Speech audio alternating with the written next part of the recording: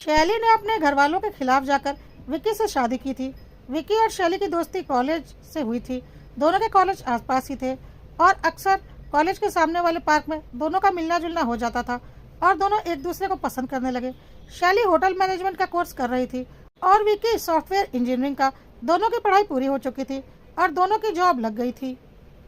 इस बीच दोनों ने निश्चय कर लिया था एक दूसरे से शादी करने के लिए।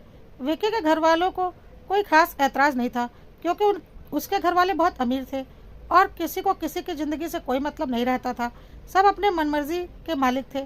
लेकिन शैली के मम्मी पापा, समाज, परिवार, इन सबको साथ में लेकर चलने वाले एक मध्यम वर्गीय परिवार से ताल्लुक़ रखते थे और चाहते थे कि शैली की शादी उनकी मर्जी से उनके जात बिरादरी के लड़के से हो। लेकिन शैली अपनी जिद पर अड़ गई कि वह विक्की से ही शादी करेगी। शैली के पापा को जब लगा कि शैली किसी भी कीमत पर नहीं मानने वाली तो उन्होंने उसे यहाँ तक बोल दिया कि तू क्या जानती है विक्की के बारे में। अमीर घर का बिगड़ा लड़का है, कल को तुझे इस्तेमाल करके छोड़ देगा। शादी बराबरी वालों में करनी चाहिए। लेकिन शैली को कुछ भी समझ में नहीं आ रहा था और उसका कहना था कि वह और विक्की लगभग बराबर कमाते हैं और माँ बाप की धन दौलत से हमें क्या लेना देना। माँ बाप की धन दौलत से हमें क्या लेना देना। विक्की मुझे बहुत प्यार करता है और मेरे लिए कुछ भी कर सकता है। 5 साल के प्यार के लिए तू 25 साल से प्यार करने वाले माँ बाप की बात नहीं मान रही है। लेकिन शैली नहीं मानी तो माँ बाप ने भी शैली को उसके हाल पर छोड़ दिया और उससे कहा, तुझे विक्की से शादी करनी है तो हमारा तुझसे कोई नाता नहीं रहेगा और ना ही आज से तेरे कोई माँ बाप और छोटी बहन है। हमने तुझे बचपन से लेकर आज तक सब कुछ देने की कोशिश की है और तुझसे सिर्फ एक चीज़ मांगी थी कि हमारी इज्जत पर कभी आंच नहीं आने देना। लेकिन तुमने आज अपना वह वादा भी तोड़ दिया।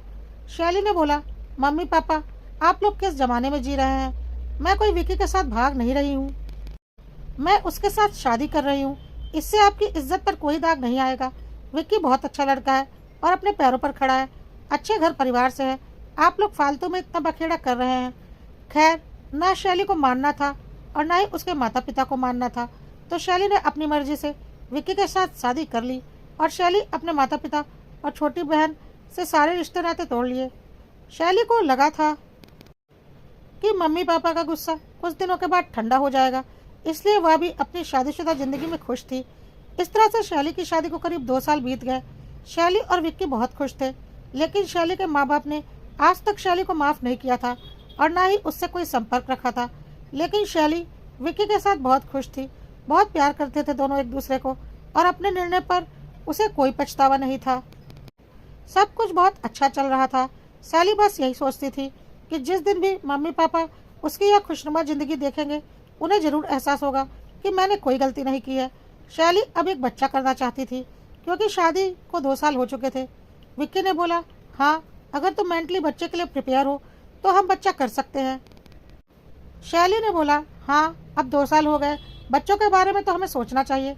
2-3 महीनों के बाद शैली अब गर्भवती थी और बहुत खुश थी। विक्की भी बहुत खुश था कि उसकी संतान आने वाली है और शैली अपना बहुत ख्याल भी रखती थी। विक्की भी शैली का बहुत ख्याल रखता था। दोनों कोई रिस्क नहीं लेना चाहते थे। लेकिन पता नहीं एकाएक क्या हुआ कि शैली का गर्भपात हो गया। शैली को कुछ भी समझ में नहीं आया, ऐसा कैसे हो गया। डॉक्टर ने बोला, ऐसा कभी कभी हो जाता है। शुरू के 3 महीने बच्चा पेट में सही से स्टेबल नहीं रहता, बहुत ख्याल रखने की ज़रूरत होती है, इसलिए थोड़ी सी भी लापरवाही से अक्सर ऐसा हो जाता है। कोई चिंता की बात नहीं, सब कुछ ठीक हो जाएगा और शैली कुछ महीनों के बाद फिर से माँ बनने की तैयारी कर सकती है। शैली और विक्की अब घर आ चुके थे। शैली बहुत उदास थी। उदास तो विक्की भी था, लेकिन वह शैली को हौसला दे रहा था कि सब कुछ ठीक हो जाएगा, अगली बार हम और भी ज़्यादा ध्यान रखेंगे। शैली को इस बात की संतुष्टि थी कि विक्की उसका इतना ख्याल रखता है और उसे अपना जीवन साथी चुनने के लिए खुद पर गर्व महसूस हो रहा था। और वह सोच रही थी कि अगर उसके मम्मी पापा आज यहाँ होते तो उन्हें समझ में आता विक्की उससे कितना प्यार करता है और वह भी मेरे फैसले से बहुत खुश होते। शैली को कुछ दिनों के लिए डॉक्टर ने आराम करने के लिए कहा था, इसलिए शैली ने 1 महीने की छुट्टियां ले ली थी ऑफिस से और घर में ही आराम कर रही थी। लेकिन अभी भी 1 महीने के लिए वर्क फ्रॉम होम ले लिया था। विक्की शैली का पूरा ख्याल रख रहा था। शैली अब धीरे धीरे स्वस्थ हो रही थी, पर वह मानसिक रूप से बहुत कमज़ोर होती जा रही थी। जो थोड़े बहुत काम वह करती थी उसमें भी बहुत गड़बड़ कर देती थी। जैसे दाल में नमक नहीं डालती, सब्जी में 2 बार नमक डाल देती, धुले हुए कपड़े दोबारा धोने के लिए डाल देती, और जब खाना खाने बैठती तो दाल में नमक नहीं, सब्जी में ज़्यादा नमक मिलता तो अपनी गलती का एहसास होता। कपड़े भी वह दोबारा धो डालती, और विक्की बोलता यह धुले हुए कपड़े हैं, तो उसे अपनी गलती का एहसास होता। पता नहीं क्यों वह ऐसी गलतियां कर रही थी। विक्की ने बोला, कोई बात नहीं शैली, तुम्हारे साथ इतना कुछ हो गया है इसलिए तुम्हें डिप्रेशन हो गई होगी, तुम टेंशन मत लो। लेकिन शैली ठीक होने के बजाय और भी ज़्यादा डिप्रेस होती जा रही थी, और उसकी गलतियां बढ़ती ही जा रही थी। गर्म किए हुए दूध को वह दोबारा गर्म करने के लिए गैस पर रख देती थी। एक बार खाना खा लेने के बाद उसे लगता कि उसने खाना नहीं खाया है, और वह दोबारा खाना खाने जाती, पर खाना किचन में नहीं होता। तब विक्की बताता कि तुमने अभी अभी तो खाना खाया था, और जूठी प्लेट सिंक में उसे दिखाई पड़ती, पर उसे भूख लग रही होती और उसे ऐसा लगता कि उसने खाना नहीं खाया है। शैली को अब कुछ भी अच्छा नहीं लग रहा था। उसे लग रहा था उसकी तबीयत कुछ ज़्यादा ही बिगड़ती जा रही है। तब विक्की ने बोला, चलो हम डॉक्टर से मिलकर आते हैं, मुझे भी अब कुछ ठीक नहीं लग रहा, डॉक्टर से दिखा लेना सही रहेगा। और विक्की शैली को डॉक्टर के पास ले गया। डॉक्टर ने शैली की अच्छे से जांच पड़ताल की और उससे काफ़ी क्वेश्चन पूछे, जिसका जवाब शैली ने ठीक ठाक से बताया, और डॉक्टर को सब कुछ नॉर्मल ही लगा। डॉक्टर ने बोला कि घबराने की कोई बात नहीं है, ऐसी कोई बड़ी बात नहीं है, शैली का अबॉर्शन हुआ है, शायद यह बात वह भूल नहीं पा रही, इसलिए उससे यह गलतियां हो रही है, कोई घबराने की बात नहीं है। मैं कुछ मल्टीविटामिन और नींद की गोलियां लिख देता हूँ, नींद अच्छी आएगी तो खुद ही उसकी तबीयत में सुधार आएगा, और ऐसी कोई खराबी तो मुझे दिख नहीं रही। यह बात सुनकर विक्की और शैली को बहुत तसल्ली हुई, और वह घर आ गए। शैली ने भी सोचा कि सही बात है, उसे आराम की ज़रूरत है, और उसने दवाइयाँ शुरू कर दी। लेकिन शैली की हालत में कोई सुधार नहीं हो रहा था, अभी भी उसके हालात वैसे ही थे। सुबह शैली सोकर उठी तो उसने विक्की से एक कप चाय मांगी। विक्की ने बोला, शैली ज़्यादा चाय पीना अच्छी बात नहीं। शैली ने बोला, अभी तो मैं सोकर उठी हूँ, मैंने चाय पी ही कहाँ है। तो विक्की ने बोला, शैली तुम फिर भूल गई हो, तुम सोकर उठ चुकी हो, नहा चुकी हो, उसके बाद तुमने ही 2 कप चाय बनाई थी, और तुम चाय पीकर दोबारा थोड़ी देर के लिए लेटी थी। इस पर शैली को कुछ भी याद नहीं आया। उसने बोला, ऐसा नहीं हो सकता, मैं अभी सोकर उठी हूँ, इतना भी मैं नहीं भूल सकती। विक्की ने बोला, शैली प्लीज़ शांत रहो और अपने दिमाग को काबू में रखो, तुम दोबारा सोई थी। पर शैली को अजीब सा लग रहा था। वह बाथरूम में गई तो उसने देखा उसने नहाकर अपनी नाइटी और अंडरगारमेंट्स धोकर बाथरूम में रखे हुए थे, मतलब कि वह सच में नहाई थी। उसने सिंक में देखा, वहाँ 2 कप जूठी चाय पड़ी हुई थी, मतलब उसने चाय भी पी थी। अब तो शैली को और भी टेंशन होने लगी कि वह इस हद तक कैसे भूलने लगी है। वह कब उठी, कब नहाई, कब उसने चाय पिया, उसे कुछ भी याद नहीं।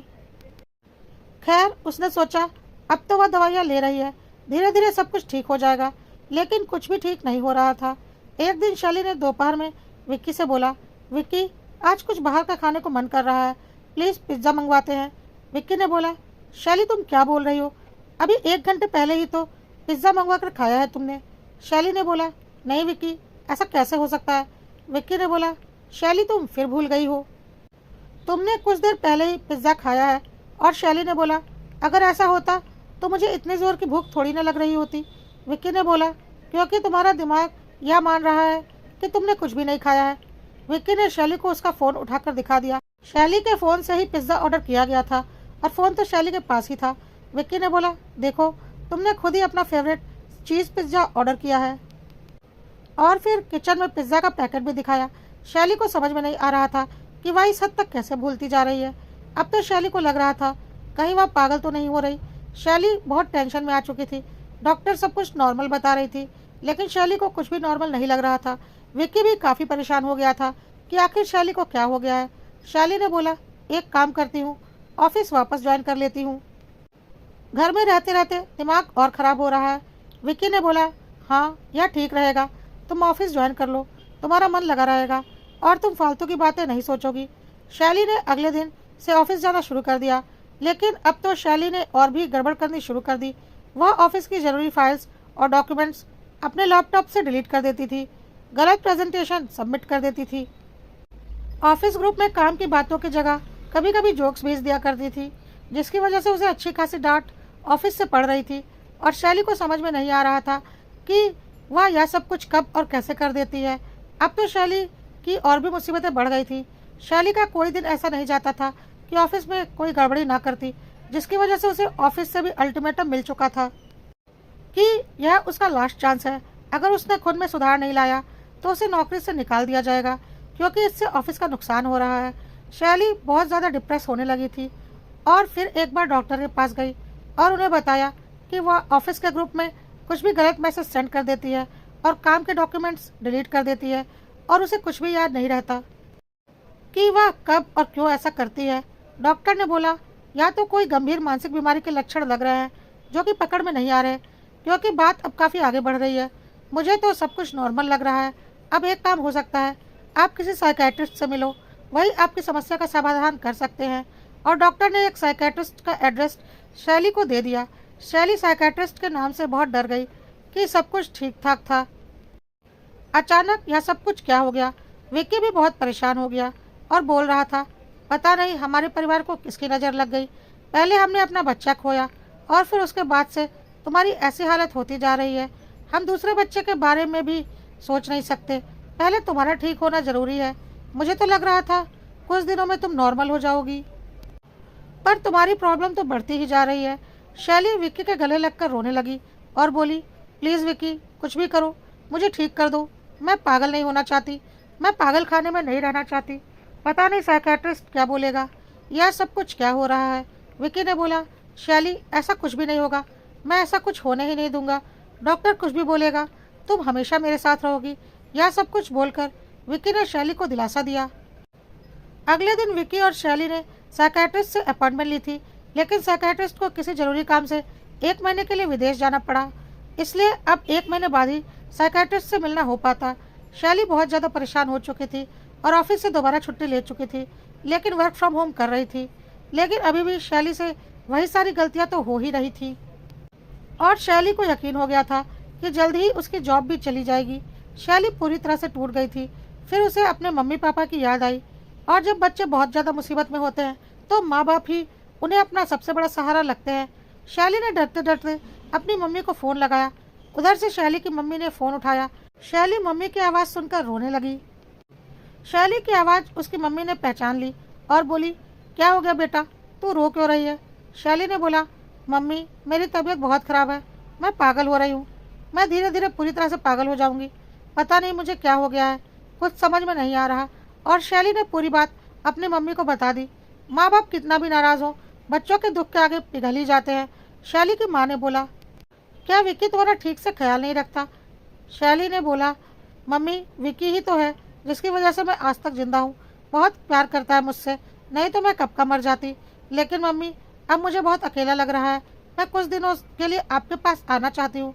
शैली के मम्मी पापा शैली का दुख देखकर पिघल चुके थे और उन्होंने बोला, ठीक है, तू कुछ दिनों के लिए यहाँ आकर हमारे साथ रहे, हमारे बीच रहेगी तो सब कुछ ठीक हो जाएगा।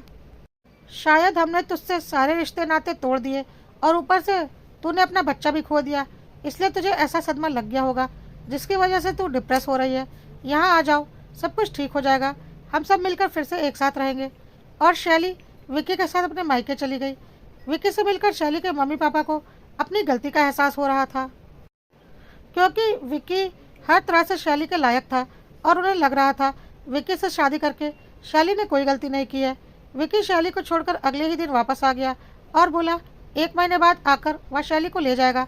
शैली अपने मायके में बहुत खुश थी। उसकी मम्मी उसे कोई काम नहीं करने देती थी और उसे उसकी मनपसंद चीज़ें बनाकर खिलाती रहती थी। शैली में थोड़ा सुधार तो हो रहा था, अब वह खुद का खाना पीना नहीं भूलती थी, सब कुछ ठीक था। लेकिन वर्क फ्रॉम होम में अभी भी वह गड़बड़ियाँ कर रही थी। ऑफिस का काम करते वक्त उससे गड़बड़ियाँ हो जा रही थी, जैसे ज़रूरी डॉक्यूमेंट्स डिलीट कर देना, फालतू चीज़ें ऑफिस के ग्रुप में सेंड कर देना बदस्तूर जारी था। शैली की बहन ने बोला, घबराओ मत दीदी, धीरे धीरे यह सब कुछ भी ठीक हो जाएगा। देखो अब तुम बस ऑफिस में ही गड़बड़ी कर रही हो और जो तुम घर में गड़बड़ियाँ करती थी वह सब कुछ तो लगभग बंद हो गया है, तो धीरे धीरे यह भी ठीक हो जाएगा। और फिर जब तुम वापस पहले जैसी हो जाओगी तो पूरी तरह से भली चंगी हो जाओगी। साइकेट्रिस्ट से दिखाने की कभी कोई ज़रूरत ही नहीं पड़ेगी। इसी तरह से 1 महीने का वक्त बीत गया।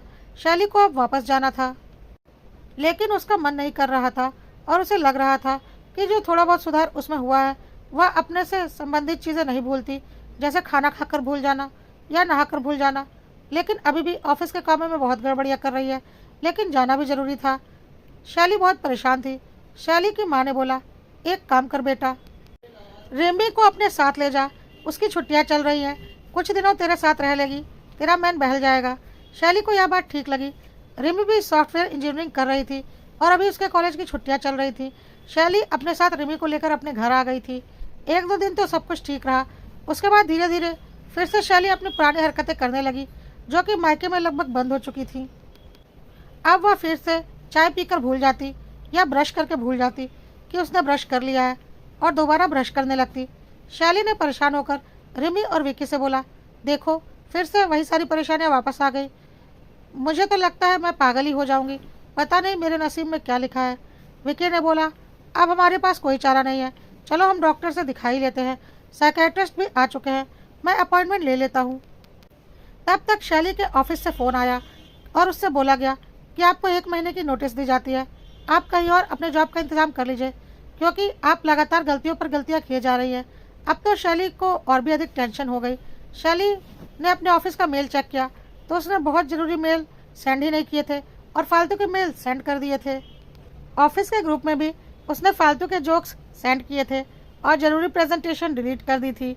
शैली ने बोला, यह तो होना ही था, क्योंकि मैं पागल जो हो रही हूँ, अब तो साइकेट्रिस्ट से दिखाने के अलावा मेरे पास कोई चारा नहीं है। तब तक पिज़्ज़ा वाला पिज़्ज़ा लेकर आ गया। विकी ने कहा, अरे अभी तो सबने दोपहर का खाना खाया है, यह पिज़्ज़ा किसने ऑर्डर कर दिया? और किसने किया होगा? मैंने ही किया होगा, और मुझे कुछ याद तो है नहीं।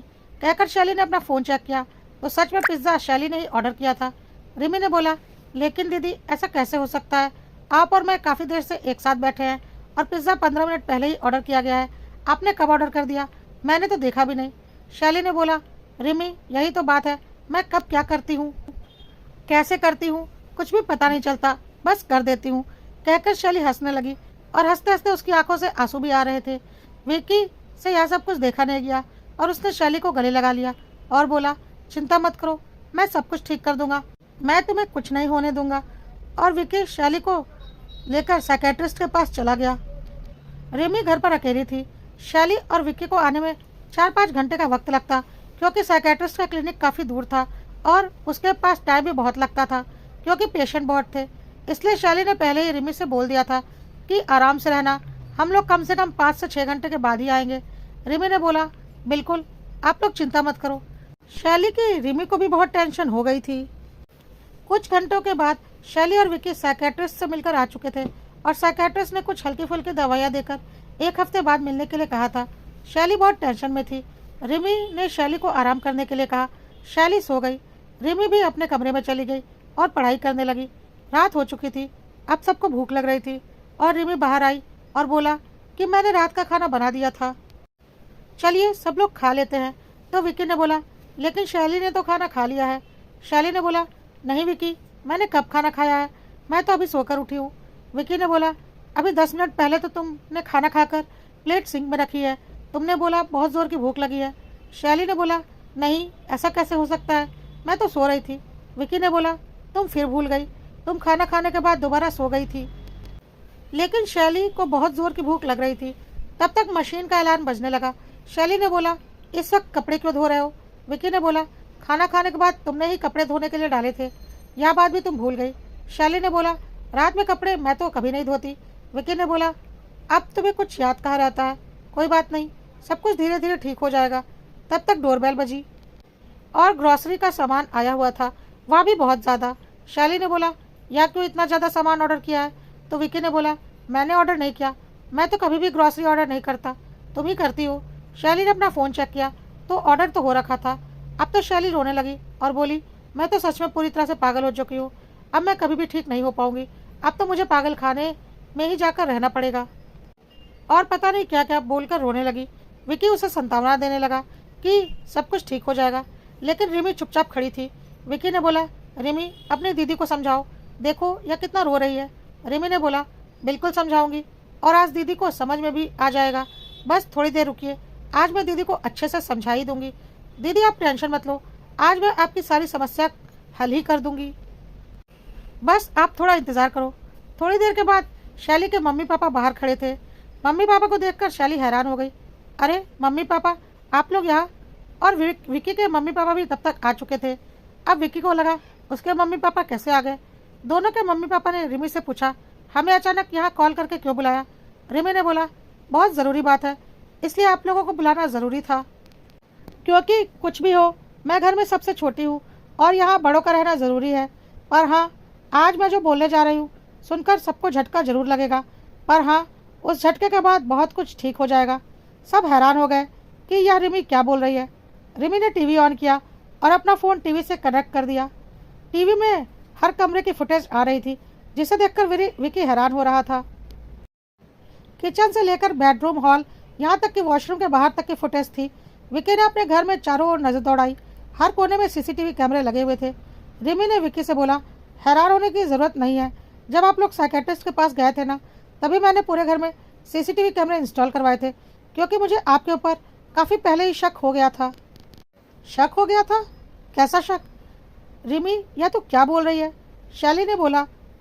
तो रिमी ने बोला, दीदी पहले तुम यह फुटेज देखो। तुमने कब खाना खाया है, कब कपड़े धोने डाले हैं और कब ग्रॉसरी ऑर्डर की है।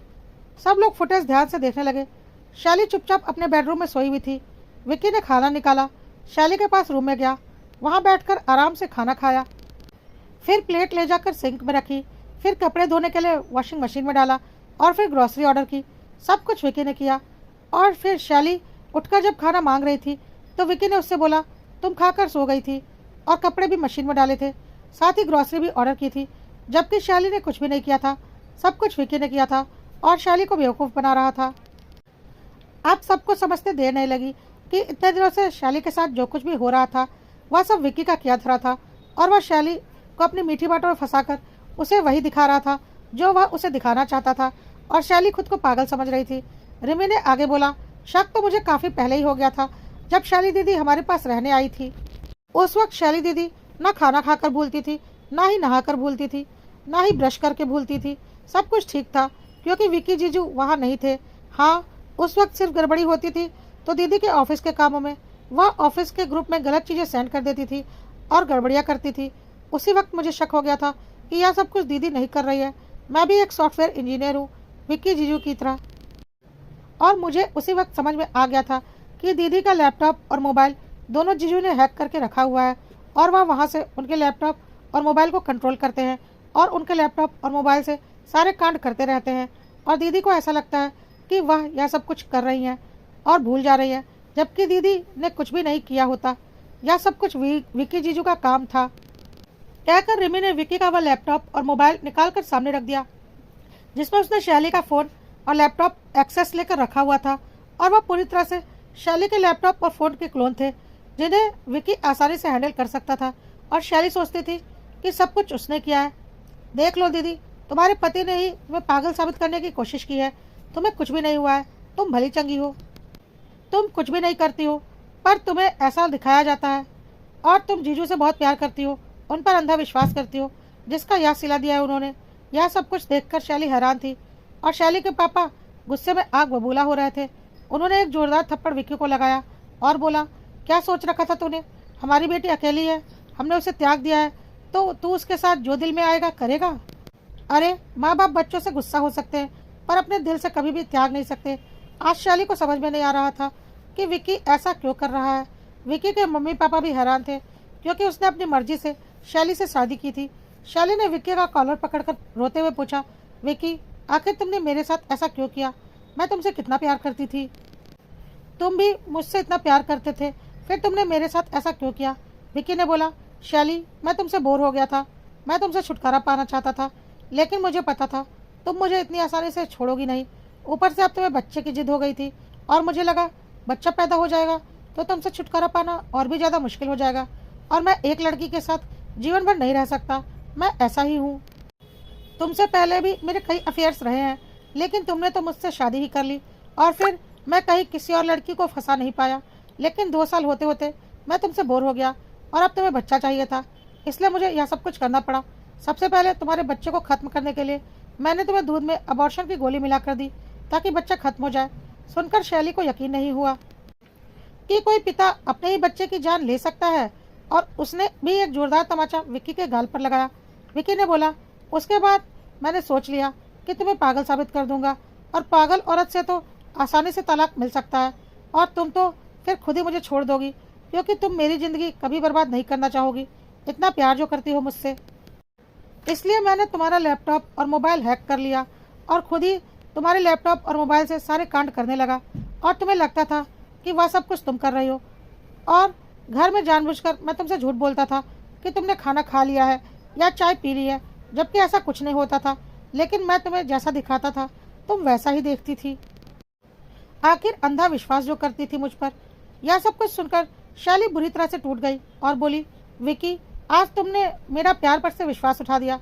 अब कोई लड़की किसी लड़के से प्यार करने से पहले 100 बार सोचेगी। क्यों किया तुमने ऐसा?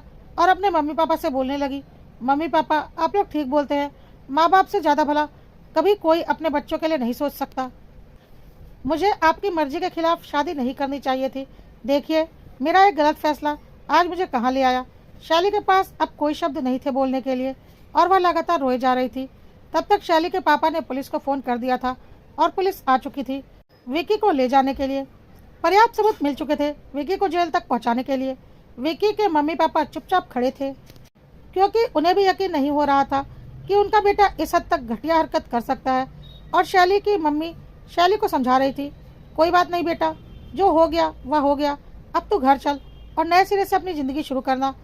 और एक नई सुबह शैली का इंतज़ार कर रही थी।